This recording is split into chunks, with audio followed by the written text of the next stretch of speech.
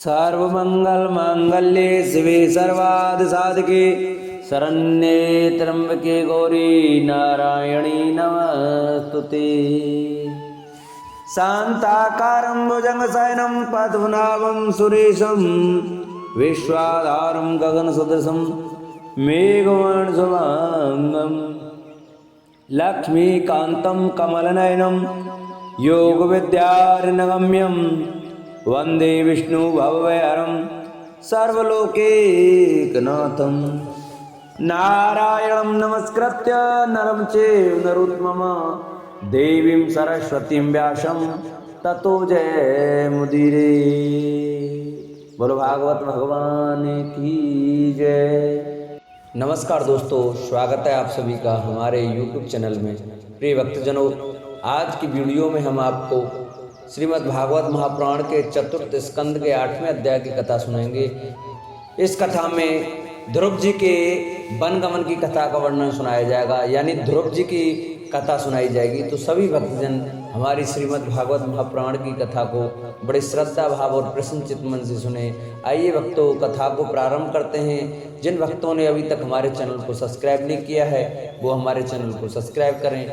Video अच्छी लगे तो वीडियो को लाइक करें, चैनल को सब्सक्राइब करें और कमेंट में राधे राधे जय श्री कृष्ण अवश्य लिखें। बोलो भागवत भगवान की जय, बोलो व्यास भगवान की जय, बोलो सुखदेव भगवान की जय, बोलो परीक्षित महाराज की जय, बोलो बाल कृष्ण लाल की जय।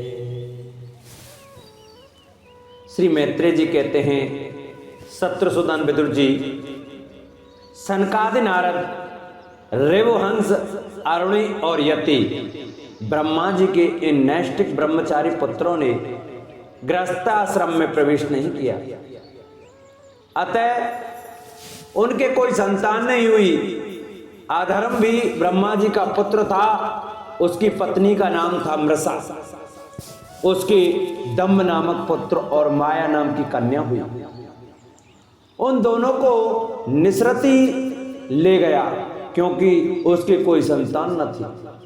दम्भ और माया से लोभ और निकृति सठता का जन्म हुआ। उनसे क्रोध और हिंसा तथा उनसे कलह और कलह और उसकी बहन दुरक्ति गाली उत्पन्न हुई। साधु शिरोमणि फिर दुरक्ति से कल ने भय और मृत्यु को उत्पन्न किया तथा उन दोनों के संयोग से यातना और नियर यानी नरक का जोड़ा उत्पन्न हुआ।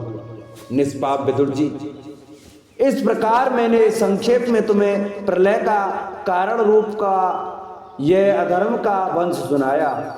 यह अधर्म का त्याग कराकर पुण्य संपादन में हेतु बनाता है, अतएव इसका वर्णन 3 बार सुनकर मनुष्य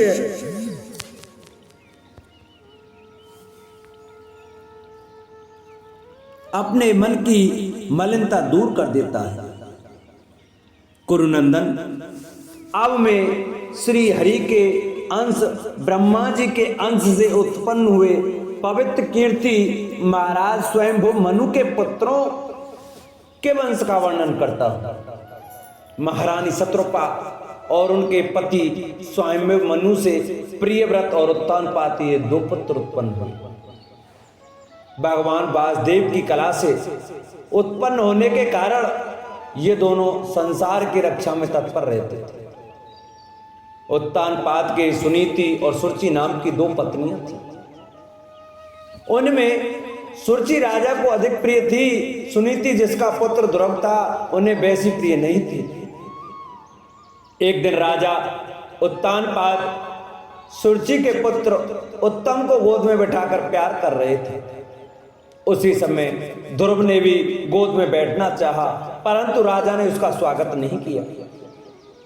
उस समय घमंड से भरी हुई सुरुचि ने अपनी सौत के पुत्र ध्रुव को महाराज की गोद में आने का यत्न करते देख उसके सामने ही उससे डाह भरे शब्दों में कहा, बच्चे, तू राज सिंहासन पर बैठने का अधिकारी नहीं है।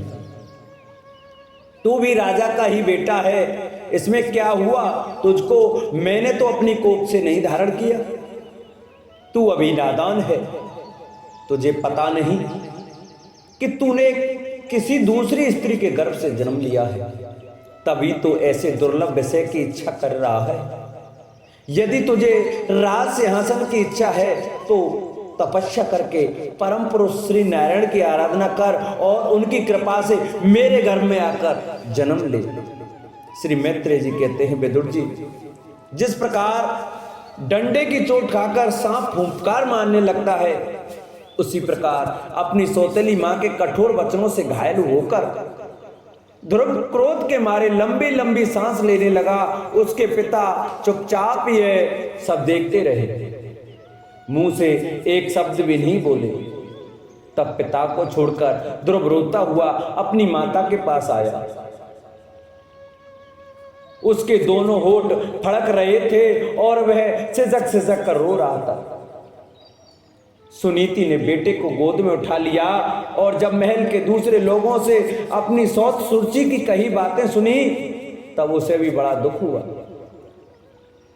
उसका धीरज टूट गया। वह दावानल से जली हुई बेल के समान शोक से संतप्त होकर मुरझा गई तथा विलाप करने लगी। सौत की बातें याद आने से उसके कमल सरी के नेत्रों में आंसू भर आए। उस बेचारी को अपने दुख पारावार का कहीं अंत ही नहीं दिखाई देता। उसने गहरी सांस लेकर ध्रुव से कहा, बेटा, तू दूसरों के लिए किसी प्रकार के अमंगल की कामना मत कर। जो मनुष्य दूसरों को दुख देता है उसे स्वयं ही उसका फल भोगना पड़ता है। सुरुचि ने जो कुछ कहा है ठीक ही है, क्योंकि महाराज को मुझे पत्नी तो क्या दासी स्वीकार करने में भी लज्जा आती है। तूने मुझ मंदभागिनी के गर्भ से ही जन्म लिया है और मेरे ही दूध से तू पला है। बेटा, सुरुचि ने तेरी सौतेली मां होने पर भी बात बिल्कुल ठीक कही है। अतः यदि राजकुमार उत्तम के समान राज सिंहासन पर बैठना चाहता है तो द्वेष भाव छोड़कर उसी का पालन कर वश अधोक्षज भगवान के चरण कमलों की आराधना में लग जा।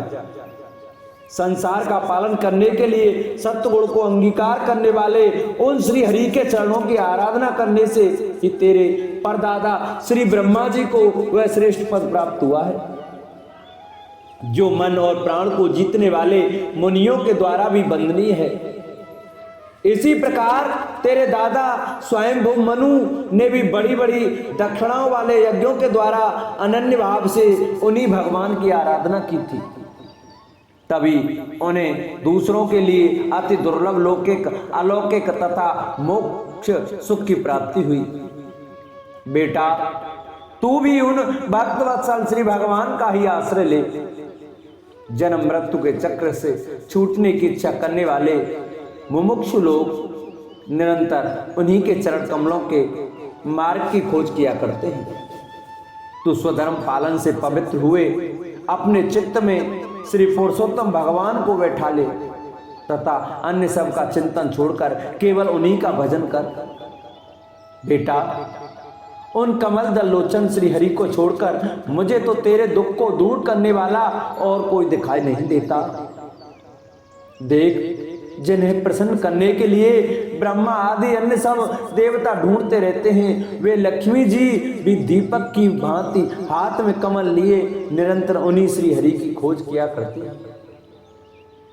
श्री मैत्रेय जी कहते हैं, माता सुनीति ने जो वचन कहे वे अविष्ट वस्तु की प्राप्ति का मार्ग दिखाने वाले थे। अतः उन्हें सुनकर ध्रुव ने बुद्धि द्वारा अपने चित्त का समाधान किया। इसके बाद वे पिता के नगर से निकल पड़े।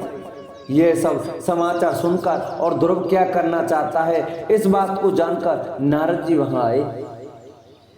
उन्होंने ध्रुव के मस्तक पर अपना पाप नाशक कर कमल फेरते हुए मन ही मन विस्मित होकर कहा, अहो, क्षत्रियों का कैसा अद्भुत तेज है, वे थोड़ा सा भी मान भंग नहीं कर सकते।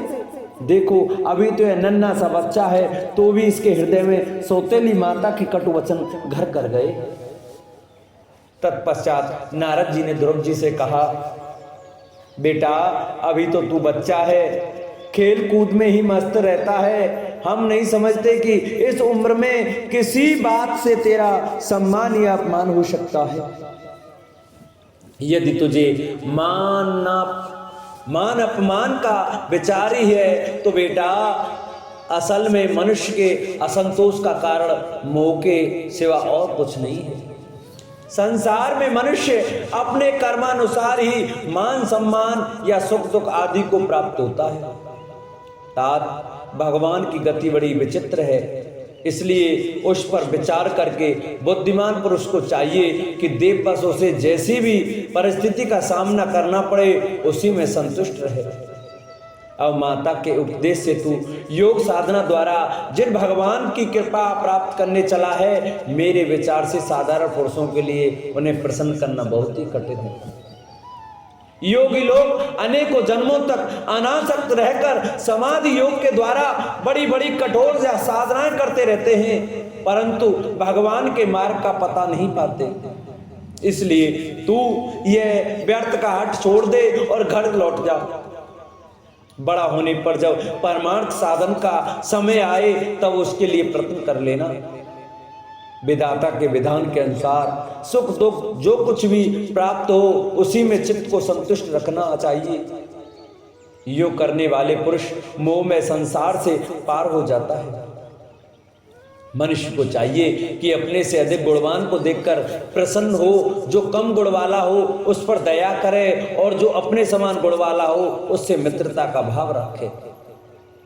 यूं करने से उसे दुखों कभी नहीं दबा सकते।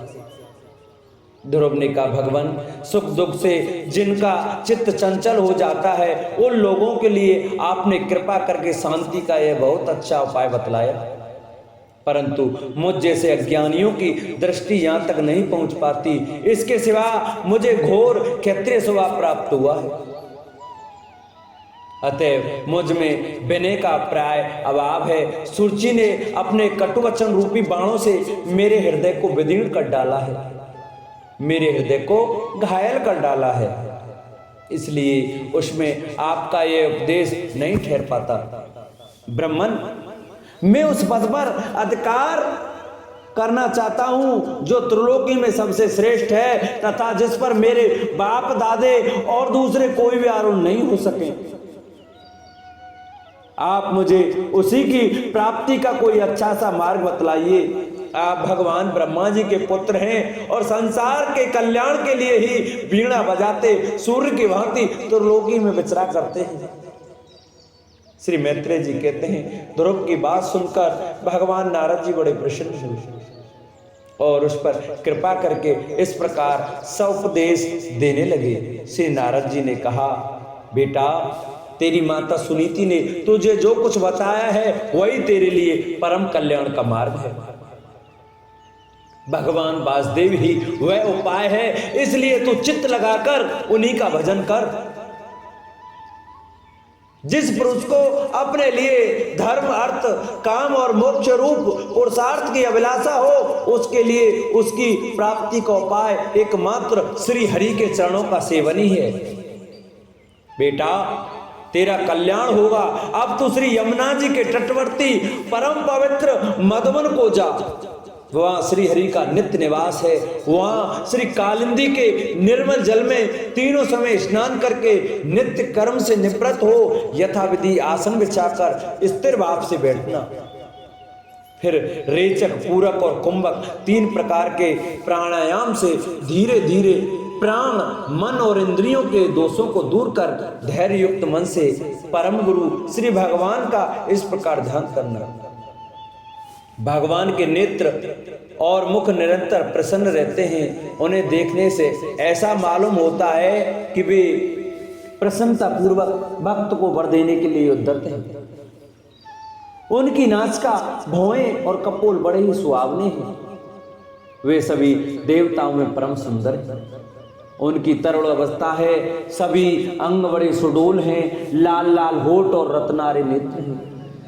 वे प्रणत जनों को आश्रय देने वाले अपार सुखदायक शरणागत वत्सल और दया के समुद्र हैं। उनके वक्ष स्थल में श्री वत्स का चिन्ह है। उनका शरीर सजल जलधर के समान श्याम वर्ण है। वे परम पुरुष श्याम सुंदर गले में बनमाला धारण किए हुए हैं और उनकी 4 भुजाओं में शंख चक्र गदा एवं पद्म सुशोभित है। उनके अंग प्रत्यंग किरीट कुंडल केयूर और कंकड़ादि आभूषणों से विभूषित है। गला कौस्तुभ मणि की शोभा बढ़ा रहा है तथा शरीर में रेशमी पीतांबर है। उनके कट प्रदेश में कांचन की करदनी और चरणों में स्वर्ण में नूपुर पैंजनी सुशोभित है। भगवान का स्वरूप बड़ा ही दर्शनीय, शांत और मन और नयनों को आनंदित करने वाला है। जो लोग प्रभु का मानस पूजन करते हैं उनके अंतःकरण में वे हृदय कमल की कड़का पर अपने नख मणिमंडित मनोहर पदार बिंदुओं को स्थापित करके विराजते हैं। इस प्रकार धारणा करते करते जब चित्त स्थिर और एकाग्र हो जाए तब उन वरदायक प्रभु का मन ही मन इस प्रकार ध्यान करें कि वे मेरी ओर अनुराग भरी दृष्टि से निहारते हुए मंद मंद मुस्कुरा रहे हैं। भगवान की मंगलमयी मूर्ति का इस प्रकार निरंतर ध्यान करने से मन शीघ्र ही परमानंद में डूबकर तल्लीन हो जाता है और फिर वहां से लौटता नहीं। राजकुमार, इस ध्यान के साथ जिस परम गुह मंत्र का जप करना चाहिए वह भी बतलाता हूं, सुन। इसका 7 रात जप करने से मनुष्य आकाश में विचरने वाले सिद्धों का दर्शन कर सकता है। वह मंत्र है ओम नमो भगवते वासुदेवाय। किस देश और किस काल में कौन वस्तु उपयोगी है इसका विचार करके बुद्धिमान पुरुष को इस मंत्र के द्वारा तरह तरह की सामग्रियों से भगवान की द्रव्यमय पूजा करनी चाहिए। प्रभु का पूजन विशुद्ध जल, पुष्पमाला, जंगली मूल और फलादि पूजा में बेहद दुर्वादि अंकुर, वन में ही प्राप्त होने वाले वल्कव वस्त्र और उनकी प्रेयसी तुलसी से करना चाहिए। यदि शिला आदि की मूर्ति मिल सके तो उसमें, नहीं तो पृथ्वी या जल आदि में ही भगवान की पूजा करें। सर्वदा संयत चित्त, मननशील, शांत और मौन रहें तथा जंगली फल मूल आदि का परिमित आहार करें। इसके सिवा पुण्य कीर्ति श्री हरि अपनी अनिर्वचनीय माया के द्वारा अपनी ही इच्छा से अवतार लेकर जो जो मनोहर चरित्र करने वाले हैं उनका मन ही मन चिंतन करता रहे। प्रभु की पूजा के लिए जिन जिन उपचारों का विधान किया गया है उन्हें मंत्र मूर्ति श्री हरि को 12 मंत्र के द्वारा ही अर्पण करें। इस प्रकार जब हृदय स्थित हरि का मन, वाणी और शरीर से भक्ति पूर्वक पूजन किया जाता है तब वे निश्चल भाव से भली भांति भजन करने वाले अपने भक्तों के भाव को बढ़ा देते हैं और उन्हें अपनी इच्छा के अनुसार धर्म, अर्थ, काम अथवा मोक्ष रूप कल्याण प्रदान करते हैं। यदि उपासक को इंद्रिय संबंधी भोगों से वैराग्य हो गया हो तो वह मोक्ष की प्राप्ति के लिए अत्यंत भक्ति पूर्वक अविच्छिन्न भाव से भगवान का भजन करे। श्री नारद जी से इस प्रकार उपदेश पाकर राजकुमार ध्रुव ने परिक्रमा करके उन्हें प्रणाम किया। तदंतर उन्होंने भगवान के चरण चिन्हों से अंकित परम पवित्र मधुवन की यात्रा की। ध्रुव के तपोवन की ओर चले जाने पर नारद जी महाराज उत्तानपाद के महल में पहुंचे। राजा ने उनकी यथा योग्य उपचारों से पूजा की। तब उन्होंने आराम से आसन पर बैठकर राजा से पूछा। श्री नारद जी ने कहा, राजन, तुम्हारा मुख सूखा हुआ है।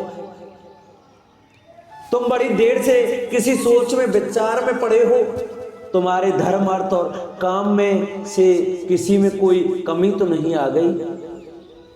राजा ने कहा, ब्राह्मण, मैं बड़ा ही स्त्रीण और निर्दयी हूं। हाय, मैंने अपने 5 वर्ष के नन्हे से बच्चे को उसकी माता के साथ घर से निकाल दिया। मुनिवर, वह बड़ा ही बुद्धिमान था। उसका कमल सा मुख भूख से कुबला गया होगा, वह थककर कहीं रास्ते में पड़ गया होगा। ब्राह्मण, उस असहा बच्चे को वन में कहीं भेड़िए न खा जाएं अहो मैं कैसा स्त्री का गुलाम हूं, मेरी कुटिलता तो देखिए। वह बालक प्रेम बस मेरी गोद में चढ़ना चाहता था, किंतु मुझ दुष्ट ने उसका तनिक भी आदर नहीं किया। श्री नारद जी ने कहा, राजन तुम अपने बालक की चिंता मत करो, उसके रक्षक भगवान हैं, तुम्हें उसके प्रभाव का पता नहीं, उसका यश सारे जगत में फैल रहा है। वह बालक बड़ा समर्थ है, जिस काम को बड़े बड़े लोकपाल भी नहीं कर सके, उसे पूरा करके वह शीघ्र ही तुम्हारे पास लौट आएगा, उसके कारण तुम्हारा यश भी बढ़ेगा। श्री मैत्रेय जी कहते हैं, देवर्षि नारद जी की बात सुनकर महाराज उत्तानपाद राजपाट की ओर से उदासीन होकर निरंतर पुत्र की ही चिंता में रहने लगे। इधर ध्रुव जी ने मधुवन में पहुंचकर यमुना जी में स्नान किया और उस रात पवित्रता पूर्वक उपवास करके श्री नारद जी के उपदेशानुसार एकाग्र चित्त से परम पुरुष श्री नारायण की उपासना आरंभ कर दी। उन्होंने 3 रात्रि के अंतर से शरीर निर्वाह के लिए केवल कैत और बेर के फल खाकर श्री हरि की उपासना करते हुए 1 मास व्यतीत किया। दूसरे महीने में उन्होंने 6 दिन के पीछे सूखे घास और पत्ते खाकर भगवान का भजन किया। तीसरा महीना 9 दिन केवल जल पीकर समाधि योग के द्वारा श्री हरि की आराधना करते हुए बिताया। चौथे महीने में उन्होंने श्वास को जीतकर 12 दिन के बाद केवल वायु पीकर ध्यान योग द्वारा भगवान की आराधना की। 5वां मास लगने पर राजकुमार ध्रुव सांस को जीतकर परम ब्रह्म का चिंतन करते हुए एक पैर से खंभे के समान निश्चल भाव से खड़े हो गए। उस समय उन्होंने शब्दादि विषय और इंद्रियों के नियामक अपने मन को सब ओर से खींच लिया तथा हृदय स्थित हरि के स्वरूप का चिंतन करते हुए चित्त को किसी दूसरी ओर न जाने दिया। जिस समय उन्होंने महद आदि संपूर्ण तत्वों के आधार तथा प्रकृति और पुरुष के भी अधीश्वर परम ब्रह्म की धारणा की, उस समय उनके तेज को न सह सकने के कारण तीनों लोग कांप उठे। जब राजकुमार ध्रुव एक पैर से खड़े हुए तब उनके अंगूठे से दबकर आदि पृथ्वी इस प्रकार झुक गई जैसे किसी गजराज के चढ़ जाने पर नाव पद पर दाईं बाईं ओर डगमगाने लगती। ध्रुव जी अपने इंद्रिय द्वार तथा प्राणों को रोककर अनन्य बुद्धि से विश्वात्मा श्री हरि का ध्यान करने लगे। इस प्रकार उनकी समष्टि प्राण से अभिन्नता हो जाने के कारण सभी जीवों का श्वास प्रवास रुक गया। इससे समस्त लोग और लोकपालों को बड़ी पीड़ा हुई और वे सब घबराकर श्री हरि की शरण में आए। देवताओं ने कहा, भगवान समस्त स्थावर और जंगम जीवों के शरीर का प्राण एक साथ ही रुक गया है, ऐसा तो हमने पहले कभी अनुभव नहीं किया। आप शरणागतों की रक्षा करने वाले हैं, अपनी शरण में आए हुए हम लोगों को इस दुख से छुड़ाइए। श्री भगवान ने कहा, देवताओं तुम डरो मत। उत्तानपाद के पुत्र ध्रुव ने अपने चित्त को मुझ विश्वात्मा में लीन कर दिया है। इस समय मेरे साथ उसकी अवैध धारणा सिद्ध हो गई है। इसी से उनके प्राण निरोध से तुम सबका प्राण भी रुक गया है। अब तुम अपने अपने लोगों को जाओ, मैं उस बालक को इस दुष्कर तप से निवृत्त कर दूंगा। बोलो भागवत भगवान की जय। जिन भक्तों को हमारी यह आज की श्रीमद् भागवत महापुराण की कथा अच्छी लगी हो वो हमारी वीडियो को ज़्यादा से ज़्यादा शेयर करें। जिन्होंने अभी तक हमारे चैनल को सब्सक्राइब नहीं किया है वो हमारे चैनल को सब्सक्राइब करें, वीडियो को लाइक करें और कमेंट में राधे राधे जय श्री कृष्णा अवश्य लिखें। बोलो भागवत भगवान की जय।